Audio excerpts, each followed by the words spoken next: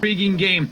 Which one has you all jazzed up for the weekend, being the 9th week of the college football season? 888-573-5335. Let's chat with Joe in Philly, one of my favorites of all.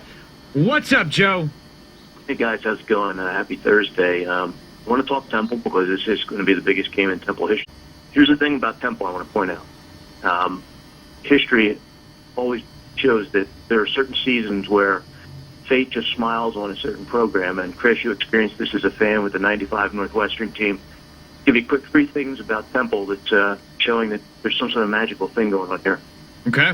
First of all, this game against Notre Dame was supposed to be played last year.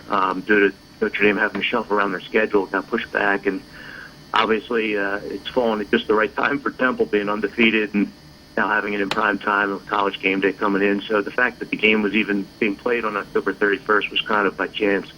So that was one thing. The second thing is, and Chris, aside from the Temple sports nation, you may have been the only one that was focusing on the final minute of that Massachusetts game earlier this year where obviously it looked like Temple was going to lose. They blocked an extra point. They returned it for 2 points. There was a penalty on Massachusetts, so they had to kick from further back to kick off, and it set up Temple for the drive. They got the winning field goal.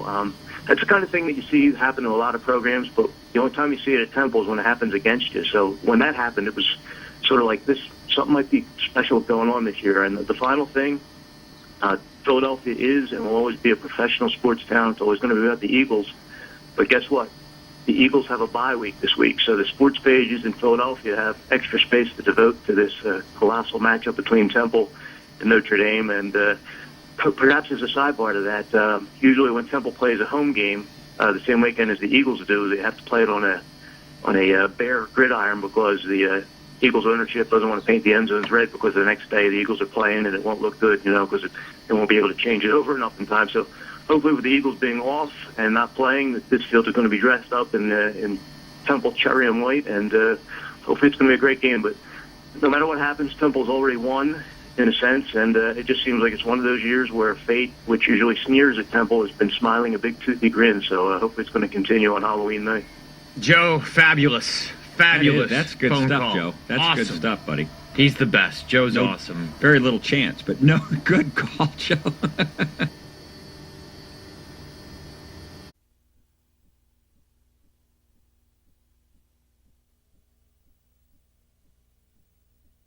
And then as we go into tomorrow night for the big matchup, Temple versus Notre Dame at the Link, temperatures will be in the low 50s by 8 p.m., even by 11 o'clock, getting closer to the 40s. More clouds around, but we will be staying dry. So it's going to be dry, but it's going to be chilly. I think you're going to need a jacket. And even for the trick-or-treaters, you'll need a jacket tomorrow night, too. I'll show you that.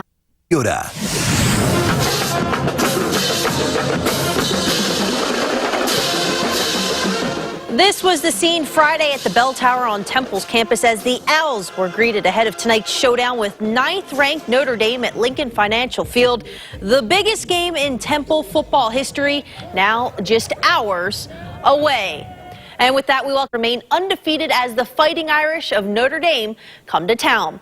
Lincoln Financial Field is sporting the cherry and white. A sold-out crowd is expected to pack the stadium to see if Temple can pull off a college football stunner. Steve. Who's it got?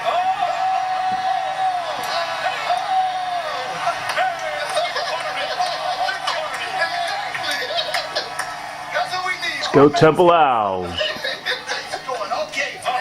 Listen, I love to pick Notre Dame because there's nothing I'd rather do than the Irish jig. Yeah, all right. But I had a weird feeling about Temple.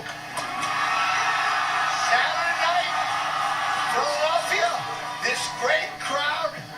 Go Owls, it'd be great. Go Owls. It'd be great. That's right. I heard the Pope was here. Exactly in the same spot. And that was good enough for me. Go Irish!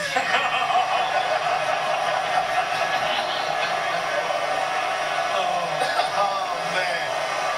Look at this turnout. I got now people. For all of the energy, the fanatic brought this. And now, Corso sticking with the Irish. All of the fanatics sticking with Temple tonight. That game coming up 8 o'clock Eastern. ABC, you've got a full day of football starting here on ESPN.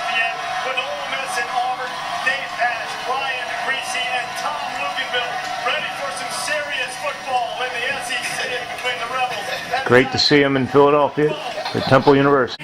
It's just about time to turn my attention to Temple football and the biggest game in the school's history. In the finish. It's the motto of this football team. Fight, fight, fight. And they were right there against the 9th-ranked team. And they haven't beaten a top 10 team in 70 years. They were oh so close tonight. Eagles who? It's the Owls of Temple in the national spotlight tonight on primetime at the Link for the very first time. Temple with a chance to score their biggest win in school history tonight against Notre Dame. They're right there. What a finish at the Link. It is electric. Fourth quarter, Temple down 7 to Notre Dame. 4th and 1 from the goal line. Jihad Thomas the touchdown. Temple ties it at 17. They would take a 3-point lead on a field goal. Then we pick it up, 2 to go. Deshaun Kaiser, deep for Philly native and former Roman Catholic star Will Fuller the touchdown. He burns the Owls. Temple down 4. Temple with a chance to win the game. 3rd and long, minute and change left. P.J. Walker, picked off. Their first turnover comes at the absolute worst time. Temple comes oh so close. The Owls lose 24-20. It is their first loss of the season. All right, well, let's go live. See a lot of the fans excited about the game at some of the points, but then it went down and you could see the disappointment in so many of their faces as they still wore their cherry and white, very proud in there. They became disappointed almost minutes towards the end of the game. But many of the fans we talked to say that they're still optimistic. They say that the football program has strength that they've never seen before. It was a really good game, but it's kind of disappointing to see our efforts come to a loss at the end. I really think they could have won this one, but it was a good game. So, I mean, it was fun to watch. I wish I was there, but it was good. One of the biggest games of the day, Notre Dame taking on Temple in Philadelphia. College game day was there. Second quarter action. The Fighting Irish down by 3. Deshaun Kaiser keeps it on the option. A 79-yard touchdown, the longest rush of his career. Temple had sold out in the short yardage situation, thinking, hey, we're going to stop the short yardage run. Kaiser gets to the outside and then takes it home.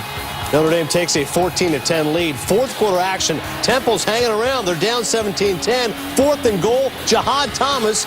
We're a tie game. And we talked about Jihad Thomas all week long. His ability to square his feet, make a cut, make a guy miss. You can't tackle him one-on-one. However, 2:15 to play. Here come the Irish. Kaiser to Will Fuller. How does the safety not break that up? He is going to have nightmares about seeing that pass go over his head for a long time. 24-20, Notre Dame wins. You guys, we were sitting on this set a week ago, and Danny, you said to me, I would bet the house Temple doesn't win this game. Let me be the first to apologize to Temple. Seriously, this team is much better than I thought. They were physical up front. I didn't think they could stop Procise. They handled him all day long. But their front line, when Notre Dame needed the tough yardage, that Temple front line was tackling, they were hitting, they were physical, much better than I thought. I tell you what, I agree with you. They thought an outstanding effort from Temple today, and it just shows once again the parity in college football and why we need an 8-team playoff so that these teams in the American Conference can have a chance. You've already had Memphis beat Ole Miss. You had Temple going head-to-head. They already beat Penn State. These teams can beat anybody in the country. We need to expand because, sadly, these teams from the other conferences, non-Power 5, will never have a seat at the table in our current system. You know, it was just meant to praise Temple. I didn't want them to go into But congrats to Temple. It was a great effort.